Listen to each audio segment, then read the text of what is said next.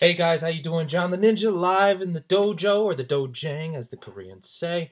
You get the idea. We're live in studio, and I am on concert number 2 of my concert resume series, and this one's pretty epic for me. This one was Ozzy Osborne, the man himself. So many things about this concert was so epic. We'll start from ground zero. So as you guys know, if you watch the other video, AC/DC is my favorite band. As I was studying them, I got into Black Sabbath. I bought 2 CDs at the same time, Paranoid and High Voltage. But before that, I also did buy Black Sabbath's compilation of all their greatest hits from 1970 to 78. I didn't even know about Dio yet. But the idea I'm trying to convey is I knew a little bit about Sabbath. I knew a little bit about Ozzy. You know, growing up in a Christian household, my mom would rather get me the Eminem, the Biggie CD versus the Black Sabbath or Slayer CD because, you know, that's devil music. At least hip-hop's real life. You know, this is reality. My parents grew up, you know, with nothing. You know, grew up in poor neighborhood, made something of themselves to being, you know, accomplished military veterans and nurse. My dad's a biologist, you know, just really are from the grittiness of life and made something of themselves. So my mom was more into that and didn't really want to put my spiritual life at risk. I understand that. Some people will be like, oh, music's just music. But when you grow up in a certain culture and you believe in demons and stuff like that, I still believe in certain things. I don't judge anybody. I got atheist friends, Muslim friends, Jewish, you know, it doesn't matter. But we all grow up with a certain thinking, a certain understanding of reality. And that was something she was adamant that I wasn't confused or subject to that might hurt me in any way. Understandable. When I got a little older, I understood, you know, music's music. Some are stories and some are worship. You know, you got worship songs to God, and then you got songs about God. People want to turn into worship songs. Same idea. Some songs are about Satan. It's just a story. And then other songs, it's like, Hail Satan, and they're really into it. So Sabbath was my dive into that. And it was really cool. I remember the fear, like NIB, it's called Nib, was like a song about Satan falling in love. And I was like, oh my God, can you do that? You know, you scare yourself a little bit. It's fun. So, VH1 did a history on metal. And I saw that one night, and I really got into the different bands. I started learning different metal bands, Iron Maiden, Judas Priest, all the big ones, you know. And then you start learning about the non-known bands like Saxon, Diamond Head, and all that. And I got this wide array of music that I really gravitated to.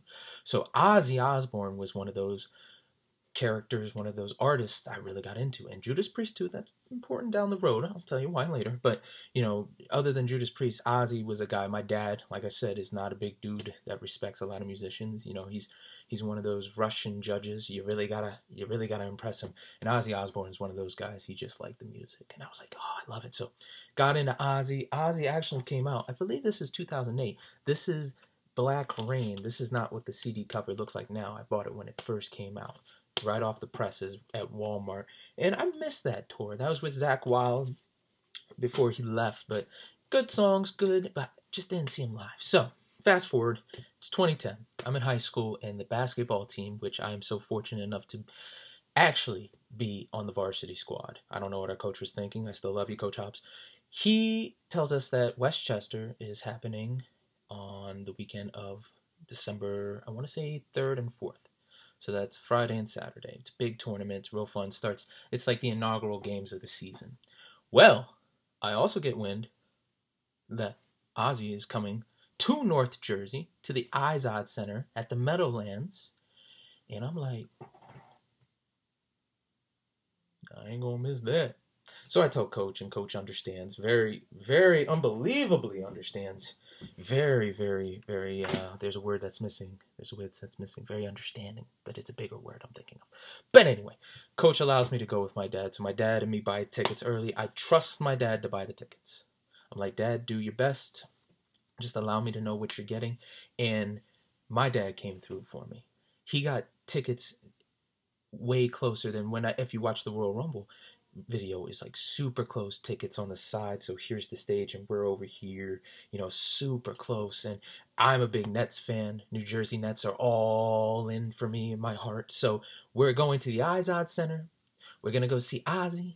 And on the drive up, I'll never forget it, I heard the guy on the radio. He's like, yeah, and Rob Halford's opening for him. Dude, the Priest. You know, Judas Priest, lead singer. I love Rob Halford. He's such a cool guy. So like literally before we even get to the show, my mind's being blown. I literally have the ticket here for the show, Friday, December 3rd, 2010. And then come to find out, might be a little blurry for you guys. Plus it's backwards. Sorry about that. Come to find out, December 3rd is Ozzy's birthday. So this show is about to be epic. This is the very shirt my dad bought me before that show. I rolled it up, and I was ready to go, and I didn't know what to expect. Like, there's so much history happening tonight. Now, I was born in D.C., but I used to live in Clifton, North Jersey. So now I'm closer to my old home when I was a kid from, like, probably 3 to 6. I still have a lot of fond memories of that. And I'll get back to you too, family. So, a lot of fond memories. The Izod Center is a place where my mom and dad, while they were in the military active back in the 80s and 90s, they actually did rappelling from the rafters there. So my dad was pointing out, I was like, yeah, your mother was up there when she, got there. And it was really cool. The vibe of when the doors opened, just walking up those steps. And then you could see Giant Stadium over there. My dad used to take me to Giant Stadium all the time when I was a kid. He would go into the pro shop and we'd buy things, which is funny. He's not that big of a Giants fan. But he did like the jackets and just getting the winter gear. My dad's very, very survival. He likes things that's like, yo, if you'll be warm in the cold. So I remember all those stories. So let's see what I wrote down before we get into the concert. Another milestone with Dad. Dad did it again for me with this one. We bought them beforehand and got matching shirts. I tried leaving class early, but that was a debacle. Oh my God, I forgot about that. So I was in science class, and my dad had this thing. He's like, if I tell you to do something, you do it. You do it immediately. So my dad said for me to tell the teacher, Mr. Manning, I'll never forget this shit, even though it slipped my mind. So anyway, my dad said, I'm going to be here at 2:20 or 2:20 or 2:30. Tell your teacher I'm going to be there and just leave. I'm like, okay. So me being gun-ho, ready to do what my dad said, class lets out like 2:30. And he said be done at 2:20. So I was like, okay. So I told Mr. Mann, he's like, yeah, I'm leaving. And I was like, well, why are you doing that? I was like, my dad told me to. He's like, well, you can't. I was like, oh, I can't. My dad told me to. I called my dad, like, yeah. Give him my phone. I'm like, Dad's going to chew this man up, tell him I can leave. Well, yeah, that's no problem. Oh, okay. Yeah, he said you have to stay. What the? Hello? Yeah, sport. Yeah, it's only 10 minutes. That's fine. See ya. What the fuck? I mean, I didn't say that out loud. Probably should have said it now. But, I was like, So, everyone in the class just clowned me. Let's get back to it. The reading. Yeah, Dad told me to leave early, talk to Mr. Manning, and I had to stay. Well, on the trip, found out it was Ozzy's birthday and Rob Halford was opening. Yup, we got there and walked in as soon as the doors opened. Our seats were amazing. Wow, I was really enthralled. Honest, it was such a great show. All the songs I wanted to hear, and I did. Dad was even more impressed with Ozzy's performance. I am grateful because it was in Jersey, at home, great time. Oh, look at that. Now, that's all I wrote. Of course, it wasn't well detailed, like the later ones. But, I was just journaling at the time. I didn't think I'd come back to it. But I do remember we got to the seats. I'm sitting there. I was like, oh, this is great. The electricity in the air, as The Rock would say. And Rob Halford came out. And he was kicking ass. His band, Halford, did a couple of songs. Not too many known. He's got Resurrection, Made in Hell, Locked Up. The one song I did know that I was super happy to see was The Green Menalicia with a two-pronged crown. That is a cover song of, who's Stevie Nicks' band? I can see them. You can go your own way. Go your own way. Maybe you can help me that. Type that out in the comments. Tell me what song, not the song, what the band was. I could see Rumors. I could see their album Rumors, but Stevie Nicks and them. Anyway, back to the point. They did that. That was a big Priest song for me, and the best part about it when he was out there, this was before the crowd actually showed up. So it's me and my dad and just a bunch of empty seats all around us. Totally visible. You got people in the front, and we're at the bar right here. So I'm like, okay, I'm a kid. I'm feeling a little tough. So I put my foot up on the bar, and I'm just like this, mind you, 10th grade. I don't know what to think, but I'm like this the whole time, and he comes over. Rob Halford himself comes over with the whole shebang, all the metal and the clanking and the jacket coming touching down on the ground. He's like. And it looked like he pointed at me. So I'm like,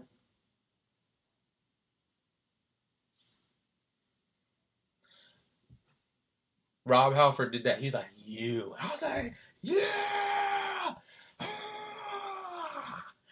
Yeah! Just super excited, man, to have Rob Halford point at me. Now, for all you metalheads know that they used to give out patches for him, like, whipping people. I'm happy, you know, it'd still be an honor, but, you know, like, that right there is, that point right there is like, I have been validated by Rob Halford as a metal fan. Oh my God. So Rob Halford came out, did his thing with his band, and then, of course, Ozzy Osborne. Now, at this point, this whole place is packed. You know, everybody's here, everybody's excited, a lot of drunks, a lot of craziness. You know, the electricity is in the air. And I'm sitting there, I'm rating it all. And then they do the video, and it's just a spoof of everything that's happening. Back then, Jersey Shore was still big. You know, they had a Twilight series. They had all sorts of these videos. Lady Gaga. They had Ozzy just interject himself in the video because of technology, just making fun of all of it. And then he came out, started with Bark at the Moon. Let the madness begin. I was so into it. And let me tell you, if you guys haven't picked up this album, Scream, it's also great. They got a lot of good ones. Let It Die, but of course, the one that's the best is Scream. That was the best song off that album. But the point was, right from the get-go, kick-ass song after kick-ass song and kick-ass song. And a guitarist that does not get the love that he should, Gus G, is a bad-ass guitarist. I believe he's in Firewind. But regardless, I appreciate Zakk Wylde, but watching Gus G just rip through the songs and play it his style, that man he technically would be my Randy Rhoads. If somebody saw Randy Rhoads for the first time, it's like, oh shit, that's possible. That was what it was like for me to see Gus G. Seeing somebody with that capability and the things he was doing with guitar. Because I just started playing guitar, you know, probably a year from then. And just seeing that's like, that was my Eddie Van Halen moment. Even though I had Van Halen records, just seeing it live, seeing it done, was like, oh crap. But let's go into the set list that they had. They had Bark at the Moon, Let Me Hear You Scream, and of course I was all on that. He's like, go, scream, go, go, go, go. You know, back and forth. That was real fun for me. Mr. Crawley, I Don't Know. That one is off the first album. That's a great one. NIB, a little hesitant to sing that, but we'll get on to that later. Suicide Solution, I remember he said a really cruel thing. It's like, fucking teenagers, I don't give a fuck. I'm the fucking Prince of Darkness, man. I'm here for you. Got me in a little trouble. You know, Road to Nowhere, Fairies Wear Boots. That's my dad's favorite song. Fire in the Sky, War Pigs, Happy Birthday. And then they played another song that was really big for me growing up, Shot in the Dark. I was like, oh my God, I can't believe they played that too. Rat Salad, Iron Man, of course, Killer of Giants, No More Tears, big, huge album for me, the whole thing. I Don't Want to Change the World, Crazy Train. Then Into the Void, Mama, I'm Coming Home, and then Paranoid. And solid concert throughout. People have, you know, given Ozzy a lot of shit because he's gotten older, his singing's not as good. But when I tell you, he was on point that night. Everything as a fan could have not been more perfect. Yeah, and people might be like, oh, he could have played, you know, Over the Mountain or, you know, this or that. But I'm just like, yo, you legitimately just got a solid 20-song set list from a guy that should be dead technically. Even now, look at it, it's 2020. My man's falling apart. I'm like, you know, he's still kicking, you know, kicking ass, you know. So I just remember another time where I was like, you know, that was really, really cool. I want to do that.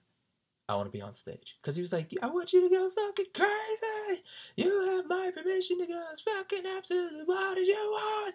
I was like, you know, and I was doing it for a little bit. I kept on standing on the metal, like doing this. You know, doing the signs, but then security was like, don't do that anymore. I was like, yes, sir. Sorry. I don't want to lose my seat. But they, you know, to their credit, of course, I was short. I'm still short. I'm like 5'5".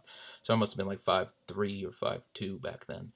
You know, to their credit, they could tell I'm just a kid just trying to enjoy the show. You know, they weren't dicks about it. So I was very, very thankful. But that's a word I use all the time. A great show, a great time, and one of those moments with my father that, you know, again, it's not that me and my dad didn't have a lot of good moments. You know, it's not that me and my dad did not enjoy shit. I love my dad. My dad is so close to me, but it's finding something where, like, you know what? When he was a kid, he would have loved this.